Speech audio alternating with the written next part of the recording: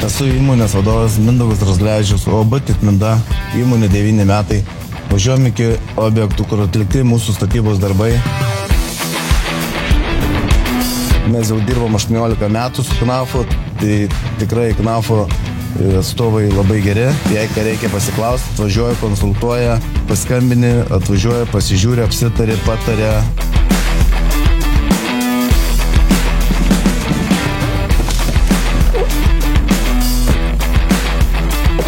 Su gipsiniais tinkas gerai dirbti dėl to, kad jis sukimba su pagrindais labai gerai.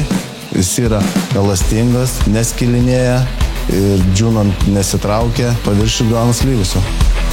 Klientams jisai sutaupo vien tik tai nuo dažymo 1-2 eurus nuo kvadratinio metro, nes jį reikia glaistyti 1-2 kartus, o ant kalkinių cementinių skiedinių reikia glaistyti 3-4 kartus. Ir šito paviršius yra lygus, gražus.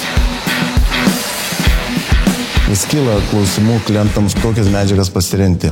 Silpniems paviršiams ir luboms šiaip reikia rinktis MP75 Lightą.